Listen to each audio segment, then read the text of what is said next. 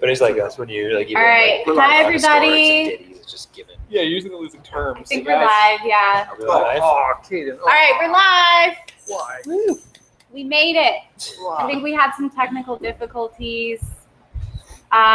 So, hello everybody. It's a very hot day today, so we're kind of hot.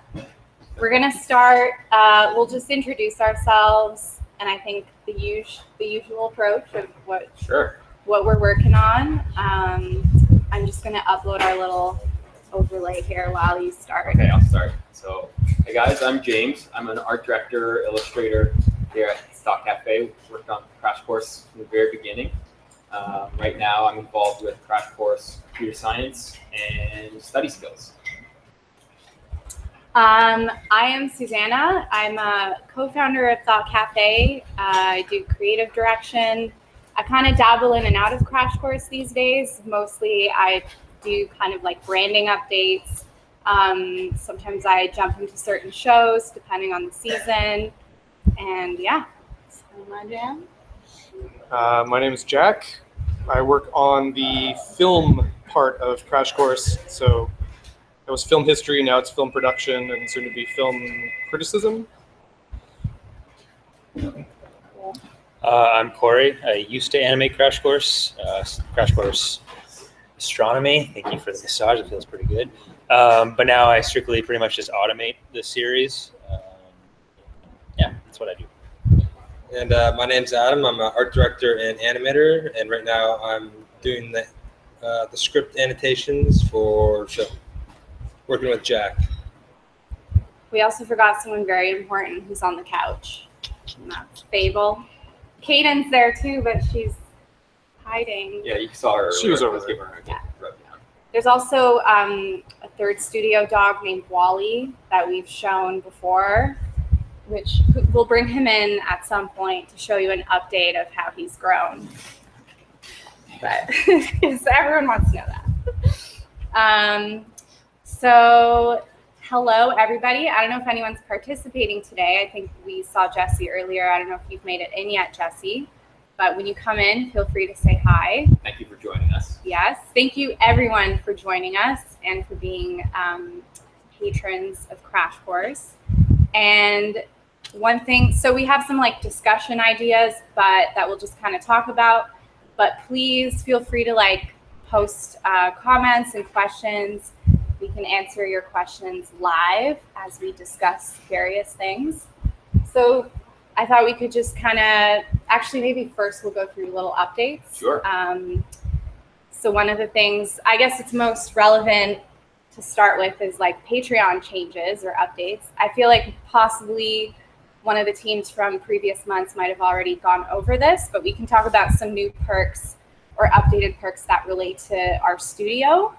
Because as some of you guys might know, there's some that we create, such as the monthly wallpaper, which is still continuing. So that's like a calendar that has all the important dates and funny little things added into it.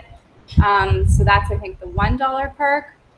And then we have a $10 character cutout, which we've also been doing, but we're continuing to do that. And it's just one selected random Crash Course character. And I am curious to know if anyone's ever, had one and cut it out and assembled it. Yeah, we'd love to hear from anyone who's actually used these. Yeah. Sure, just create them and put them out there. Yeah. But then we'd love to know how they're being received if anyone out there has done anything with them. Yeah, because I don't know if I'd have the patience to cut them out every time. But I would definitely do it a bunch of times, and then maybe I'd start just like putting them up on my wall or something. Or in your notebook. Or in my notebook, yeah. Gotta think school. Yeah. And if anyone we'd love to see pictures. If anyone wants to send us them directly, just to see them out there, how they're living in the wild. Yeah. Always, please feel free to hit us on Twitter and Instagram with your paper dolls or any perks that you're getting. So that one's continuing, and then the new ones will be for $15 for that level. There's a monthly laptop sticker that we're going to do. So that's kind of fun because it's like a new medium we can play with, and we'll just think of different sticker ideas every month. And ideas are always welcome for that if anyone has requests. And then the $25 level, we're going to do a quarterly lapel pin, which is something we've wanted to do before as like a merch item. So now there will be 4 times a year. We'll have a special lapel pin, which we don't even know what those will be yet. No, but we're pretty excited with those. One is to get those out as merch for a long time, and this is just like the perfect opportunity to make it. And it's nice to give them as a gift as opposed to just having them as merch for people to buy. Yeah. And then lastly, for the $35 level, it's going to be an annual item, which is to be announced. So we, again, don't know what that annual item is going to be yet. We're having discussions with the Crash Course team, and we have some ideas going. So that's really exciting because that'll just be a once a year really cool thing that we work together on. So we'll make sure it's worth the wait. Yes, yeah. So those are kind of Patreon updates. I think that's Jesse. Yeah, Jesse's back with us. Found his way back in. Hey. Hello. Hi. How are you doing? I'm good. So where are you participating from? Where are you right now? I'm in Kent, in Ohio. Sorry? In Ohio? Yeah, Kent, in Ohio. It's about an hour outside of Cleveland. Nice. Cool. Is it as hot for you right now as it is for us? Yeah, you might be able to hear my fans. Same here. It's like low 90s. Yeah. Nice. Thank you for joining us. That's awesome. Thanks for being our guinea pig earlier, too. You tested out our lower third. And so if you have any questions throughout this or comments about anything we're saying, feel free to interject. All right. Is he just the only one in our group chat, or are there other people watching us? No, there's one. Okay, cool. Sweet. Jesse's just the only one who gets to interact with us. Yeah. Okay, great. Awesome. Hello to everyone. Awesome.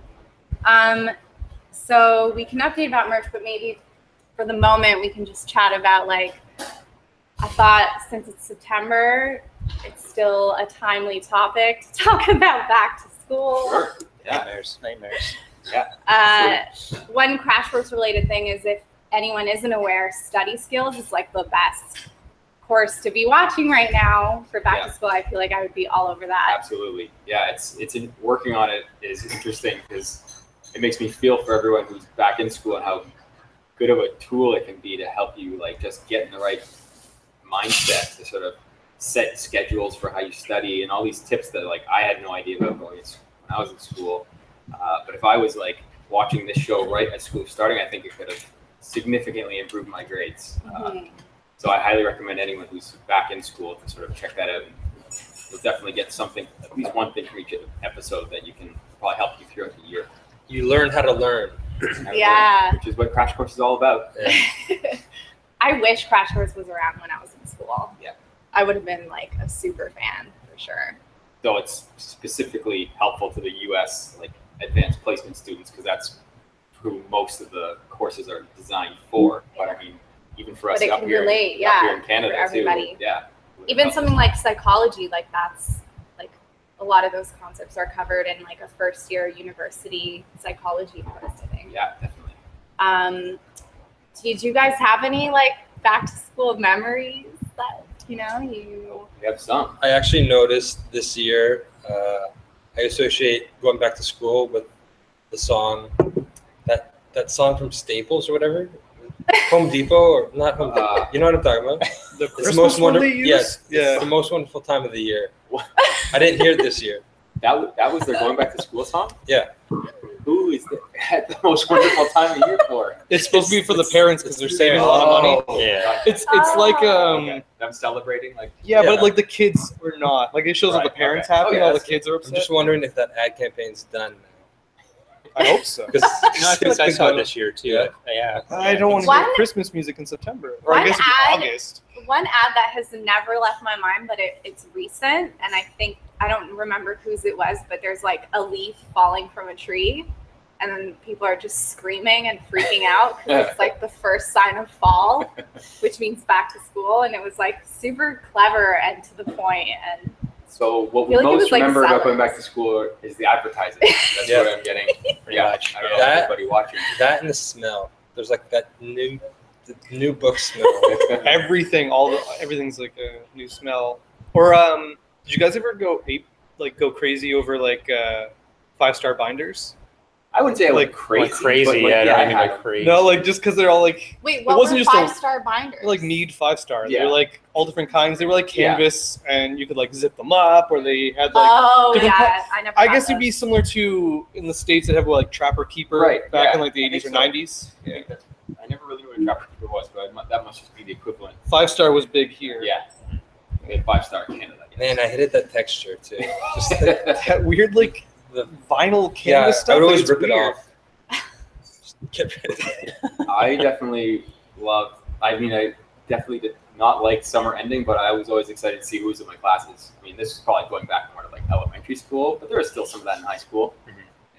Oh yeah. And then once you realize your classes all sucked, you're like, oh, this is my life for the next half year. I still get like, I've been out of school for how many years now, but like I still get that pang. Every time Labor Day or when the kids are going back to school, I get that feeling of worry, of dread, of like, oh, here we go again. Summer, Yeah. but I'm not going to school, but I still feel it. I remember, like, I don't know if everyone has it like this, but when I'd go find out my courses, it was like in the gymnasium on like a wall, like on the walls. It was Yeah. like taped For like high up. school?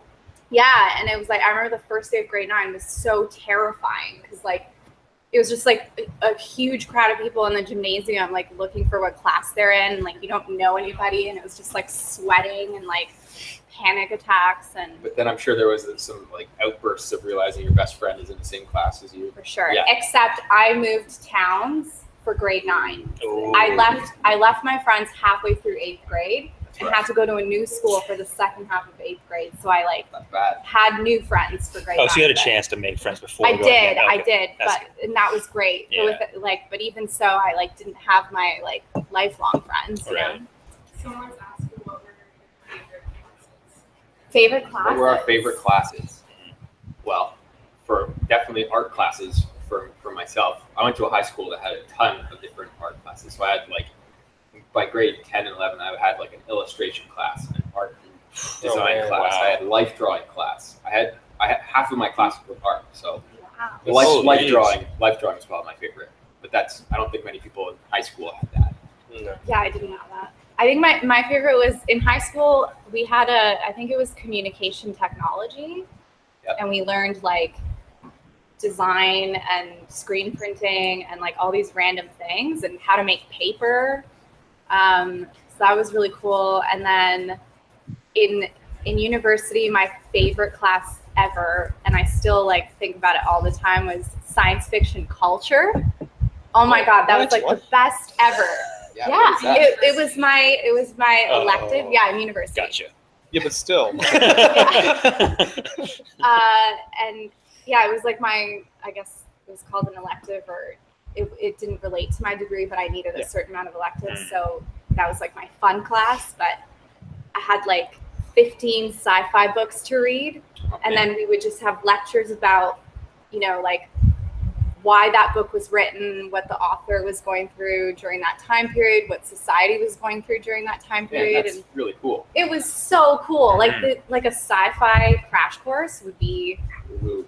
beyond. Like, that would be so. There's so much to learn about that, and But- history and everything. Keep us funded and we'll get there. Hopefully. Yeah. That'll probably be like a season of CC Lit. Yeah. Yes. That would be great. Yeah. Yeah. Good call, Jesse. Good. Jesse with the hits. Keep them coming. I also see Yeah, Nathan. Nathan has joined us. I Hey, just want to Nathan. say hi to Nathan. Hi, Nathan.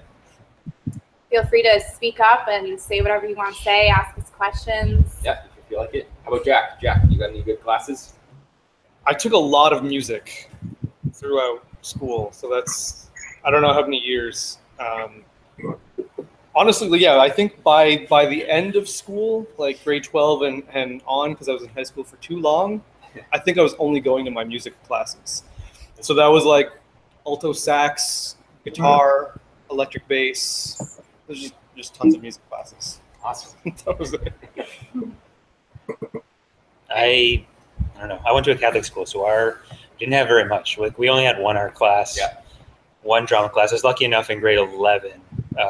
They introduced like this 2-class drama, which was great. We put on a whole production, from making the sets, from doing all that kind of stuff. So that was probably my favorite class. Getting to do drama for 2 classes felt like I was cheating. So like a whole afternoon kind of thing? Yeah. Nice. It was like math, science, and then drama all afternoon. That would have been nice. It was just four courses of music. That was like my whole day. Nice. Oh my God. Yeah, there you go. Like, I would have passed high school, no problem. Like, do you know math? No. But I can sing you too. Drama was the class I always wanted to take, and I was so scared to take it. Oh, but yeah? all through high school, I'd always be like, oh my God, is this the year I'll do drama? And then even in university, I was like, as an elective, I was like, oh my gosh, should I take drama?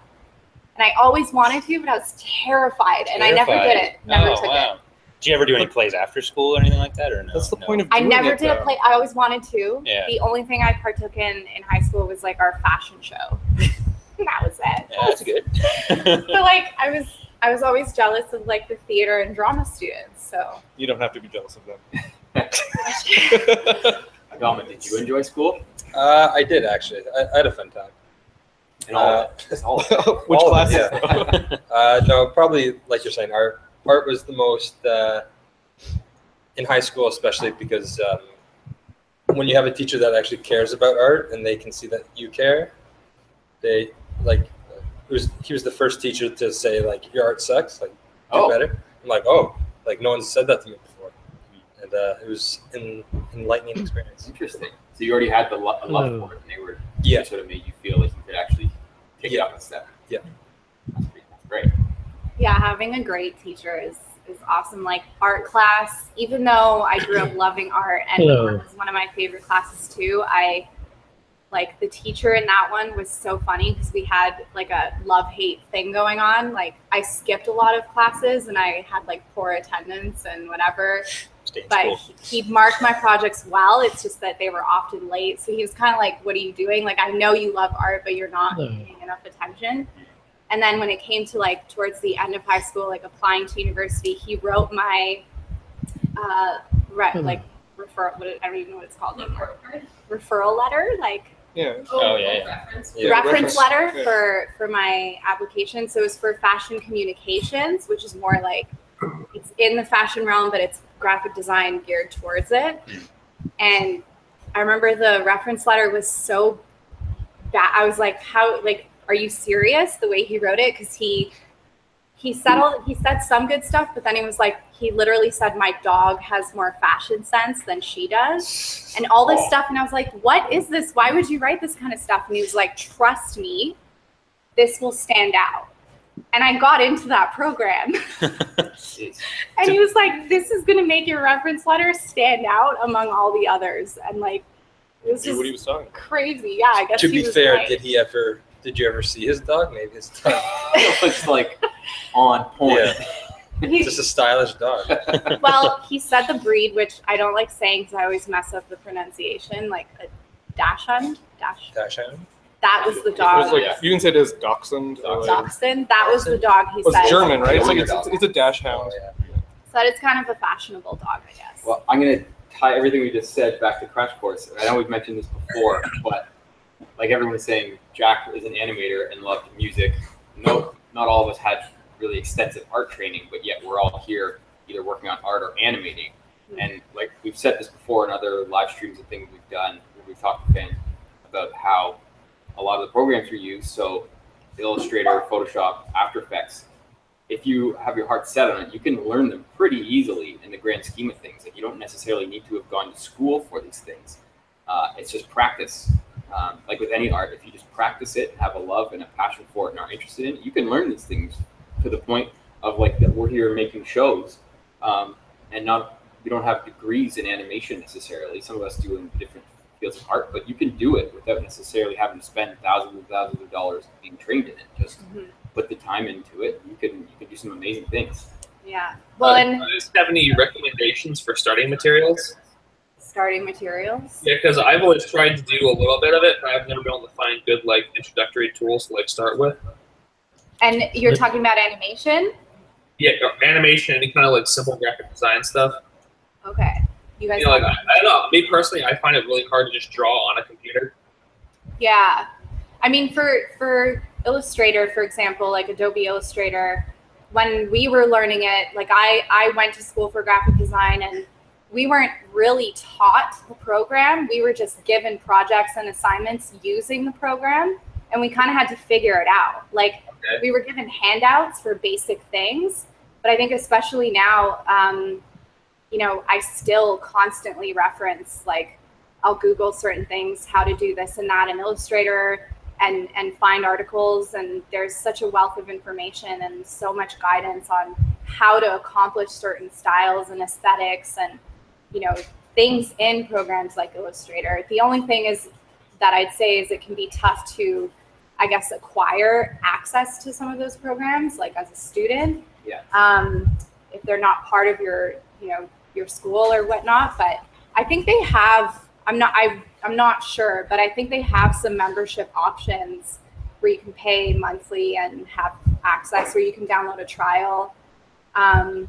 For animation, I don't know, do you guys have tips on starting points? Yeah, is there, because I can mention like starter software for like every kind of thing except animation.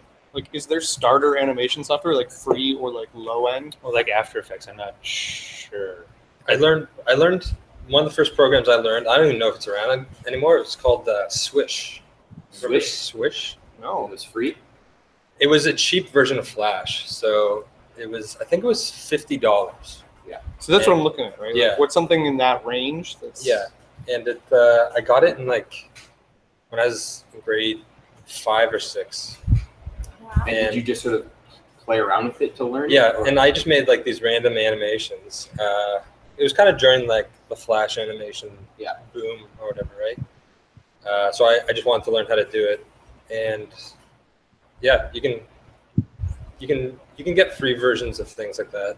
I mean, a lot of people have, like in this studio, have come in not necessarily knowing all these programs, and this is kind of like the best possible scenario to learn something new when you're around people who know really well. You can ask them questions. Obviously, not everybody can do that. Like, if you're not in a class for it, then I'm sure you've already looked into different YouTube tutorials. That's obviously in a much better position now than it was when most of us were learning.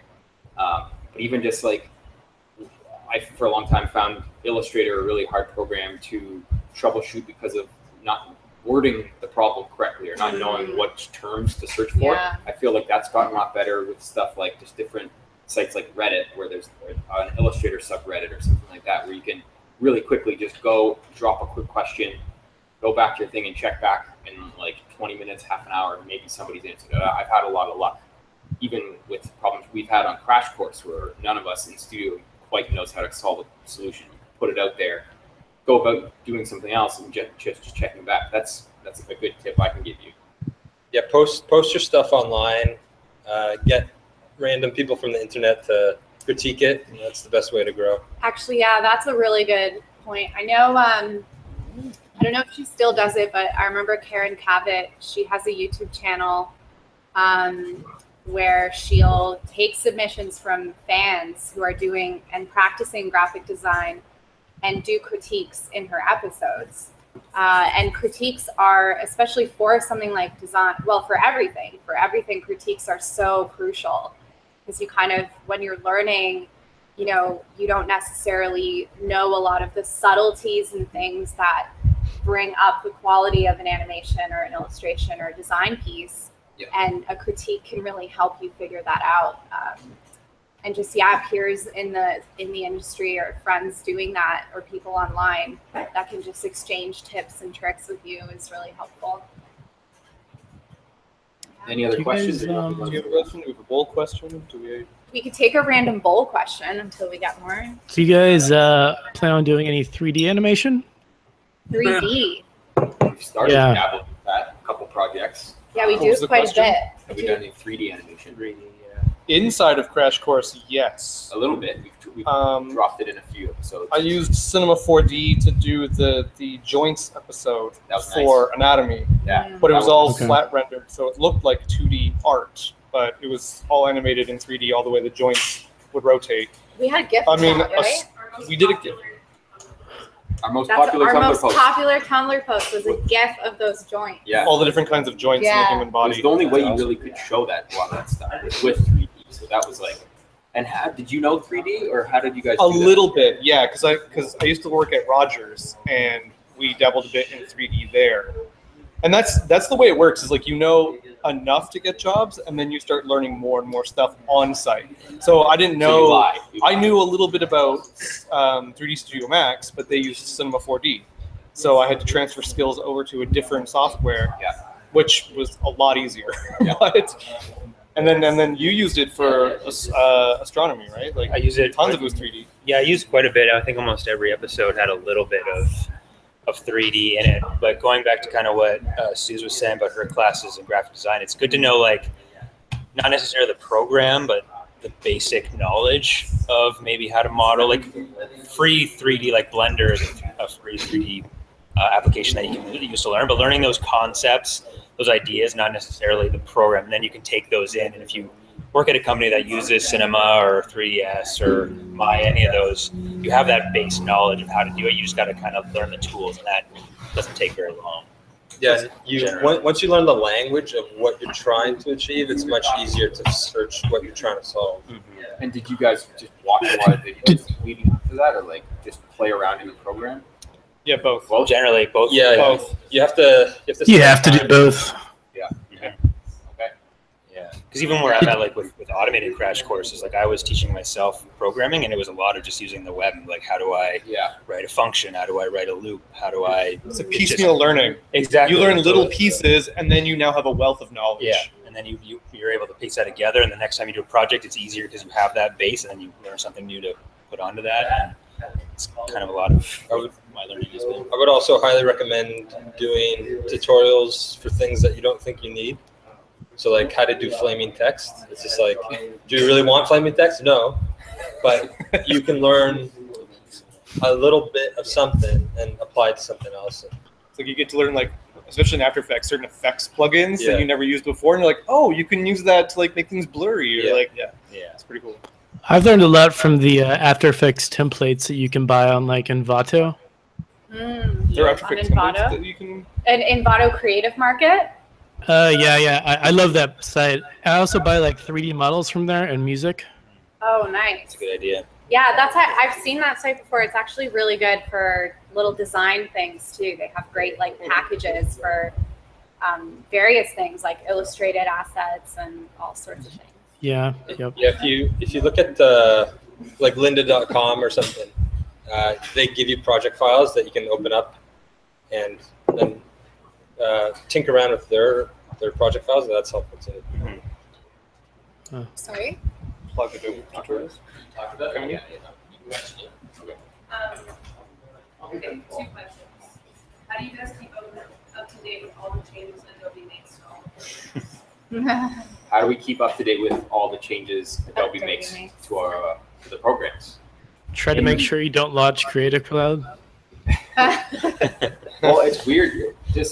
We seem to have different bugs on different computers. Like some people, like I myself, for a while was using like the 2015 version of Illustrator because I was getting some weird bugs when I would update, and then other people were getting other ones. So I think the smart thing to do is just not always update right away, because they often will then launch it and then work out a few bugs, and then get the next update. But even still, I think updating immediately. I don't usually do it. I don't know if you guys do it. I do, but I always make sure that I leave the last version there just in case there is any mistakes. You can roll back though. Yeah. In Creative Cloud. You can look down. I think you can roll back. You can roll back all the way to CS6, I think. Right. Okay.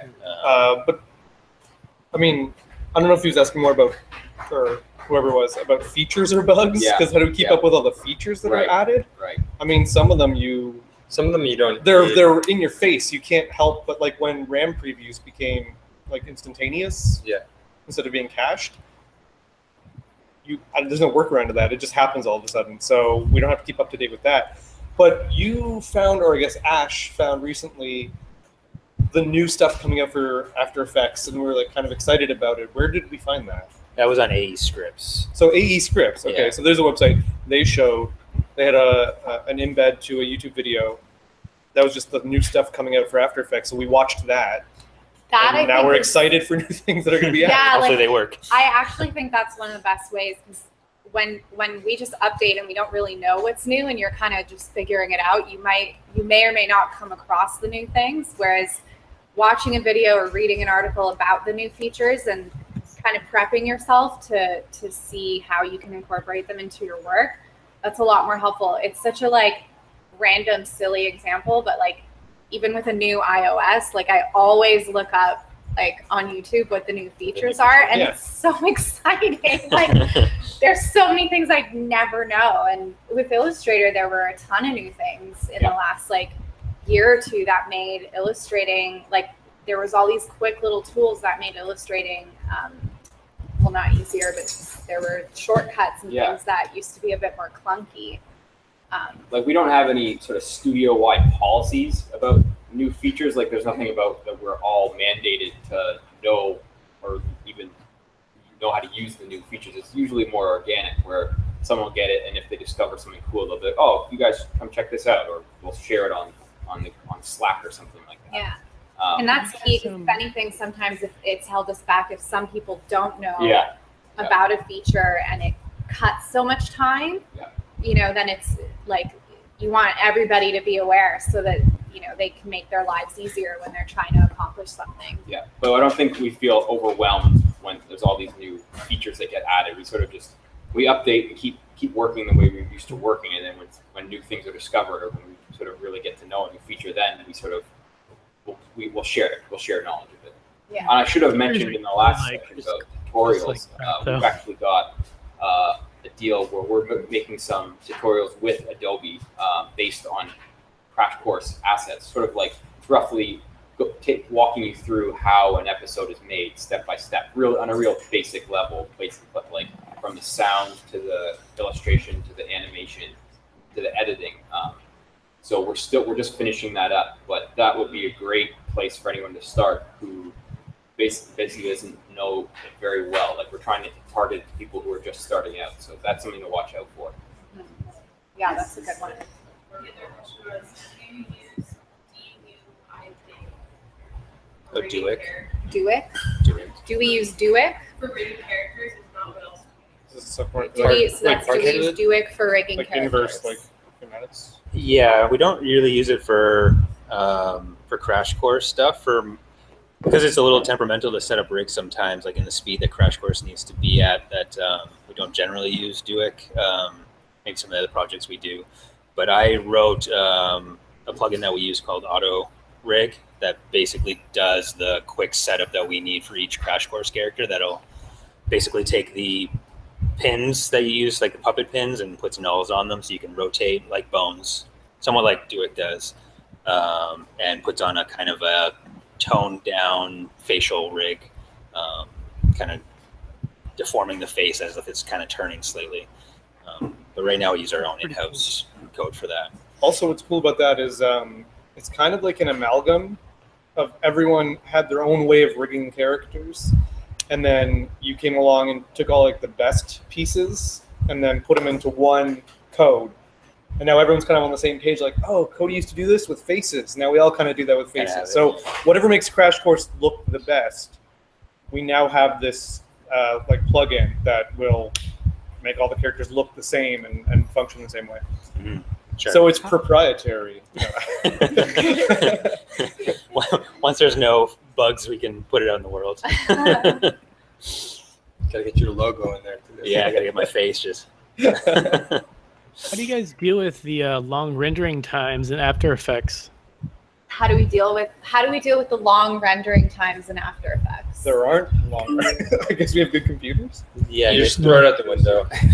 Crash Course doesn't take a long time to render. What do you guys normally do? You'll set it to render at the end of the day, and then it's ready by the morning, right? It depends. Personally, there were times when I would have two versions of After Effects open and just have one version rendering, and then work in the other one on the next episode. It would slow you down. Yeah, a little bit, Yeah. but I mean, like, not as much as anything else we do. So, How long would a? but that's back in Anatomy, when Anatomy, because I had motion blur on everything, which was dumb. Now I don't. That would take up to 3 hours to render an episode. Now, So 3 hours an episode is really not that bad. now it's like an hour and a bit. I don't know what you guys aren't rendering out Crash Course now. So. Yeah, it's not too bad anymore. I guess I meant First more time episode. like real-time playback or scrubbing on the timeline. Oh. Do you guys ever?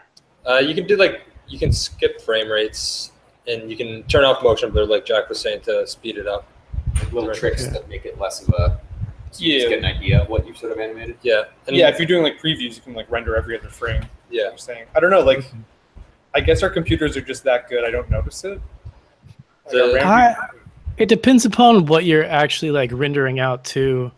There is a template from Envato that I rented a computer from Google, and it had 64 vCPUs and like 500 gigabytes of RAM, like 8 NVMe drives and RAID 0, and then I had like 8 Tesla P100s, and it still rendered everything slow. Oh wow. Wow. So I don't think the specs make as much of a difference as people What are you think. rendering though? Yeah, what were you I mean, rendering? because like Crash Course is really low on the intensity. Yeah, a lot of totally particles depends on or the a lot of- content. It was just a 3D logo. I was like, I want to be able to be like creatively free in After Effects. Maybe if this super machine can do it. But no, completely failed. I know 3D takes a lot That's more time. wild. Yeah, Yeah, I guess if you're using the 3D for ray sure. trace, or I don't know, I've never seen it be that on a 3D logo. Yeah. Or we, the we don't have an answer for you. Now. Sorry. No, it was my personal experience. I've Yeah. always tried to optimize that stuff. Yeah, Nathan, if you want to, if 3D is too slow, then lower the polygon count. Lower the polygon count. Yeah. Is that an option in preferences? I don't know. I'm just saying in general. I don't know the program you're using, but like I'm a programmer, so I know in general, if you want 3D to go faster, you have to lower the poly count. So probably like decrease the surface area. Yeah. I mean, watch the last couple episodes of CC Computing. They mention it actually. Yeah. There you go. Plug it. That's right. We did a 3D teapot, classic teapot. Yeah. Yeah, that's exactly what I'm talking about. Yeah, that little teapot. That was 3D. Probably Yeah. didn't take too much. It did not rendering take very time, long. But it was The 3D like milliamps. pack-in model. Yeah. You can buy most of the 3D objects on Envato for like $1. Oh. Yeah. Great. Yeah, that's awesome. You got a question? Well, we also have a bowl of random questions that we got. Shake it up. Does Pull out a question. someone want to do the honors? I don't have. You're holding it. I mean, we pulled out a blank paper. The folded The ones. folded ones. All right, it's 5 minutes of silence. Okay. Best mustache ever. Who has it and describe it? Wow. These Yeah. are very random. That's a indeed. really Like in the studio or just in the world? Was in that general? Flavio or Kelsey's? Because like Best mustache ever. my Who has my it? guess is Flavio or Kelsey wrote That's that. pretty neat, I'm right? gonna say Cody because he's the only one that had him. Oh, that's a good one. Tom Selleck? I don't Most know. people say Tom Selleck, right? He's got a good one. He had a good one. Who has it and describe it? And describe it. Yeah, it was Tom I'm gonna go Selleck's with- mustache. I'm gonna go with It's like a fluffy Daniel candle. Day-Lewis in Gangs of New York. It was like That's had a this good like greasy Mm. but like manicured look to it. It was just like it was frightening. But that's exactly what he's going for. I don't have any mustaches in my mind. Like, there's nothing stands You're out. mustache blind. Yeah, I don't notice. Or like Chuck Norris. Chuck Do Norris not had notice one, didn't he? mustaches. That's good. New York. I've been watching a lot of Bob's Burger, so Bob Belcher's got a pretty good mustache going on. Actually, a friend of mine, Billy, had a mustache. He like greased it and curled it every day for like a year. Actually, I don't even. There you Case in point, mustache blind. I don't know if he still has it, and I see him all the time. I don't know if I'm Someone just, has a I don't know if I'm mustache. just so used to it or if it's gone. Yeah. I think he still I has think you'll only notice once it is gone. and then you'll Yeah, realize something's that means missing. he still has Yeah, it. probably. Yeah. Yeah. My dad had a pretty good mustache back in the '90s. Trust me, it was good. We're gonna have to. It was, It's like a classic dad mustache. Big, thick mustache. like fanning out, kind of. Yeah, it was kind of like an inch away from his lips. Yeah. Like, the old mustache, I don't know how they got that far away from their lips. Like Tom Selleck again, like has a big, How about from thick one. anyone out there have any questions before we get you another random one like mustaches? I'm sure they get better. I mean, we could circle back to CC and mention any merch that we want. Yeah, well, Oh, we We got have- the coasters. we have them out here, the Crash Course Computer Science coaster, disc coasters, but I They're think, shaped like save icons. I think they're only like For people who two don't know of them floppy left disks. on the shop. They're limited edition, so Why don't you talk a bit about how you guys made? Because like it's an actual floppy disk. yeah, they're actual Curious. floppy disks. Let people know like what the process was, because that's crazy. Well, These were for computer science or inspired by computer yeah, there's a line Carrie Ann had in the show about how these still exist, but only for being used as posters. So Brandon is the director on that show, and I had really thought it'd be a great idea to make it happen.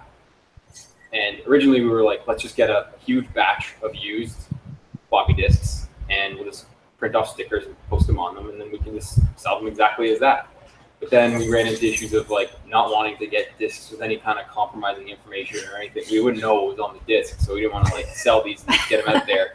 So we ended up, they're brand new floppy disks, which in itself seems kind of. So they're still being made. Someone out there still For makes them. Well, these are verbatim. It's like Yes. business Some government governments still use floppy disks.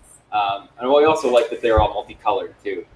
Aren't there like nukes in the States? Did they used to? Were they multicolored back in the like? Yeah, yeah. Is that a new update? No, they've always been multicolored. I wonder if We in are the very future good, we'll use our iPhones as coasters. That's season 2. Our phone will be in our brain. But anyway, very low quantities of those left. So if anyone wants to get in there quickly. How many megabytes is that again? 2.5? 1.44 megabytes. It's just insane. So it'll hold your profile picture or your. You got a text Yeah. document you need to save. Yeah. They are blank, so. We also did an augmented reality version of our games poster, which we posted about on Super cool. social media, but I don't know how many people know about it.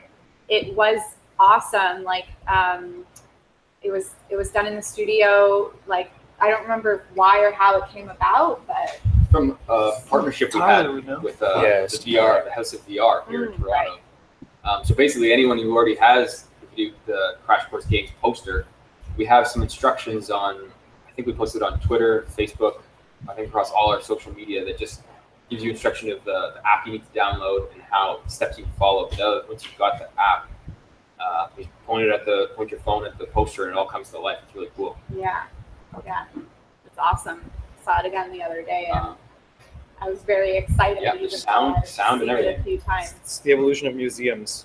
Yeah, All the kids are just gonna have their phones out and like statues come to life and yeah. dinosaurs. So, and the cool thing about that technology is we have the possibility of going back and adding it to any of our past posters. So, buy all of them in case we do it. The other new one we came up with was the physics poster, Yes. which was insane, very cool, packed full of information and jokes. Check that out on dftba.com. Designed to look like a messy physics student sort of noteboard in their dorm room. And It would be really cool if someone took that poster, cut out each item, and pinned it on their own corkboard, essentially recreating it as a corkboard, because it's a corkboard in the poster. we wanted to do that, the promotional pictures, but then we realized how much work that would be. Yeah. We decided we didn't have that kind of time. We do need to put out Crash Course every Yeah. week, so. And get started on a new poster. Yeah. Question. Full questions. Julie, question. Random bowl cue. All right. There we This go. one says favorite holiday. What was Favorite Favorite it? holiday. Favorite holiday? Who's got a favorite holiday? Billie Holiday. Billie Holiday. That's Yeah, a great good one. one. Good one. Whoa, that's as good as we're gonna get. All right, new question. Yeah, it's a tough one. I don't celebrate holidays. I don't know. Civic holiday? That's a pretty good one. Family Yeah. Day. I'm just- Canadian civic holiday. Really, guys? I There's no Christmas, or You know that about me. I don't celebrate holidays. New Year's, like What's yours? Halloween. Yeah, what's yours? Halloween. All right. There you go. Halloween is So my excited for favorite. Halloween. There you go. Just because it's so like The I don't know. costumes, the candy, the No, atmosphere. Like, Actually, Halloween night I don't like as much. I like the build up to Halloween. Oh, so you like Halloween Eve. Things get The kind of journey. creepy. All right, we got a real question here gets from cold. Nathan. Oh, Would you all say Patreon supporters are a big part of your success? Yes. for sure. Absolutely. Oh yeah. The only part of this. That's the only part, yeah. We would not be here doing the amount of shows. I mean, we have pretty much a show every day. Yeah. And that would definitely not be possible without Patreon. We wouldn't be here talking, obviously, without you guys. It's like Patreon and PBS together are Yeah. the two that back everything. Yeah. It's huge. It's a beautiful way to be collaborative and part of what gets put out through Crash Course too. Even like some of the seasons that have come about have been a result of what patrons have wanted. So Yeah, absolutely. And I mean, like, it's obviously amazing to be sponsored by PBS or any other company, but knowing that so much of the funding is coming from people like you guys who are fans, yeah, but people who individually contribute. That is actually kind of funny. Yeah. What? Well, That's what PBS's slogan is viewers like you, and So people are paying PBS to pay us. I never really thought of that.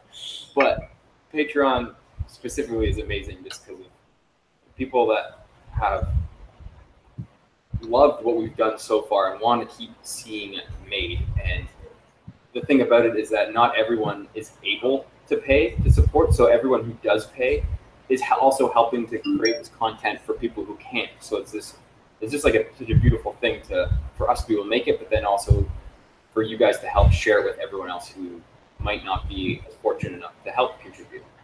And what's also interesting is that Patrons and platforms like it are a pretty big game changer in the way that things are produced, because it creates a better venue for independent media and content to rise to a production level that wasn't possible without having this type of funding. Right, right.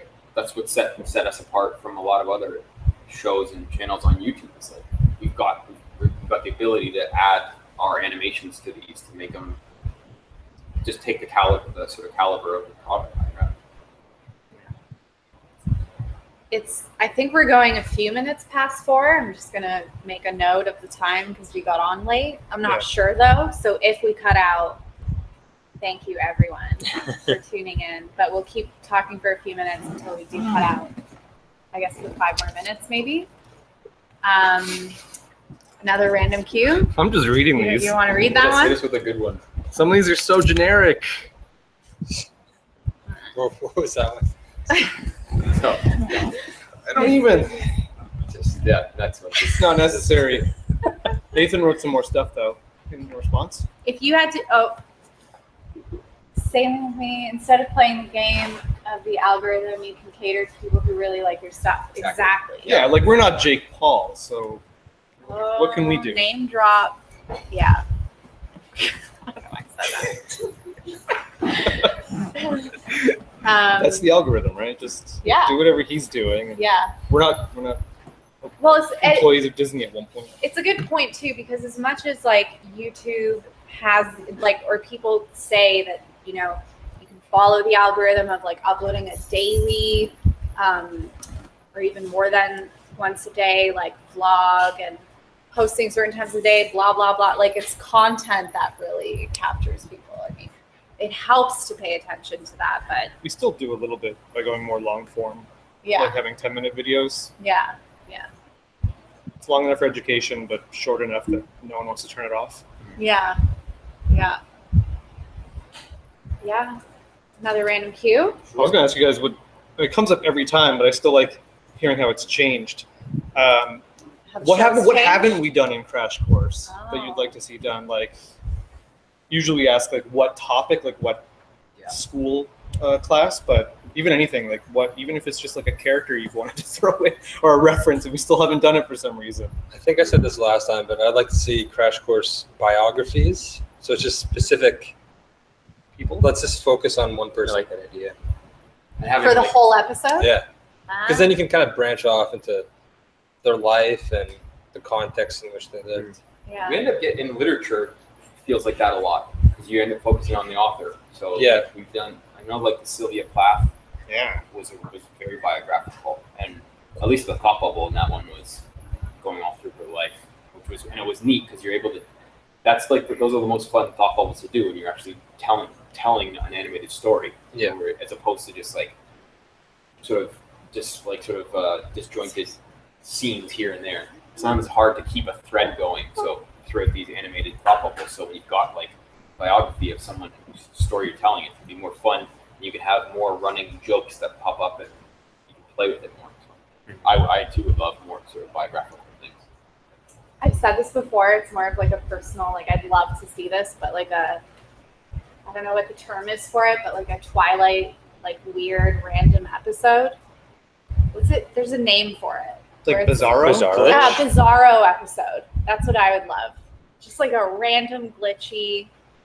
I don't know what it would be. Like an April Fool's kind of episode. It was like really weird. Yeah. It's like, why did We do did this? the April Fool's gif of the astrology. No, it was Oh, alchemy. alchemy. Yeah. We like to do a full episode of Crash Course Alchemy. see where we can take That'd that. be awesome. I guess we spoiled it now though, because we've talked about all the like. If we do a Bizarro, then everyone will be like, "Oh, it's a Bizarro episode." Well, I guess I sunk that one. we've got a pretty select group watching here. Yeah. I'd like to do like a flipped episode where the host is animated and the thought bubble is all film. The live thought bubble.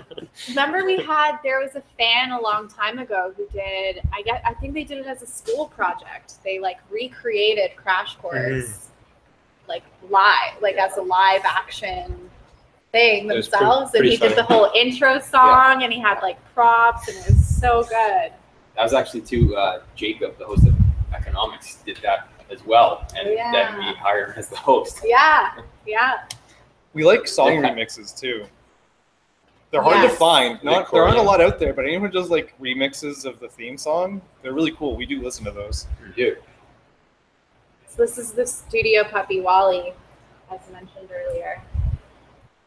So cute. Nathan's question: do you ever find yourself thinking, we have to make X number of videos for this long? Is it possible to think of that many topics? We often have the thought of, there's that many videos left, but the topics and all the writing has already been done. It's done by another team. We just get the scripts and the videos already. So certainly with something like computer science, sitting at the beginning of that, looking down the barrel of 40 episodes, can be a bit daunting. Be like, how are we going to keep this creative? How are we going to keep this fun? And sometimes it's a matter of switching the teams up every couple months to make sure nobody's getting burnt out on it. But in terms of running out of topics, it's not really up to us. We just have to sort of find ways to make each episode interesting and sort of really just go one at a time. And I think they have so many topics in mind, or that they've gathered from, what fans want, what they want to cover based on, what people are learning in school, that they can go on like a surprisingly long time, which is cool. Yeah. I like that film is split into 3. Yeah. It's going to be like 3 different things. I think you were talking about that too, Adam, how it's like, it'd be cooler if it was kind of broken up into smaller chunks. Yeah, it just kind of keeps things fresh with a new host. And, I don't know, just kind of keeps when you're looking at a series that's 50 episodes long and you miss the first 10, you kind of feel like you're left, like the train's already left. Yeah. So when it's 15, it's like, oh, they're starting this again, so I can jump on. Right. Yeah. I'm realizing now he's asking more about different topics for the show to take. Yeah. Which we're not always, we sort of have our input with the American team, but usually it's based upon the sheer amount of requests or what kind of experts the team knows or who people have met along the way, where you meet they might meet an expert and say like, oh, it'd be perfect to do that topic next that we haven't done. Like, I think that's why we got into physics, right? Yeah, with Dr. Shinny. Yeah, it was always, people were leaving comments, oh, let's do physics. And then there's always something that people want. Yeah. I think physics was also a Patreon It was a goal. goal. Yep. When that goal was hit, it was going to be like we were going to release physics, which I was like rooting for and dreading at the same We time. need to pay a really smart person. They cost money. Yeah. Yeah. It turned out great. I want to see music. Yeah, you're not alone. A lot of people want to see music. It would do well. sci-fi literature. And they've got some DFTBA like community people who are into like Rob Scallon and Andrew Wong. And like there are a lot of people who could be hosts. For something like that. For sure. I would also like to see like Asian history, specifically like East Asian. Like just focus on an area of history. Yeah, I love the history shows. I think Like, have you ever done anything for like Black History Month? Do you have like a Black History? We have like. Or was that part of like U.S. history? It's not like Black History Month, but like even like the Langston Hughes one. Like there's. We had episodes, but We not kinda caught the it. top. We've not touched the on it focus. across multiple shows. But Yeah. It would, we be have- good. It would be nice to do a full Absolutely. show on that. Cool. Well, I think that's our time for Yeah. today. Is there another thing? No. No. So thank you so much to everybody that tuned in and joined us on the Hangout. And we'll see you again soon. And yeah. Yeah, thanks for your questions and keep watching. Hopefully we'll continue to earn and deserve your support. And we'll keep saving the random bowl of questions no. for future Hangouts. Yeah. All right. Bye, everyone. Yeah. Guys.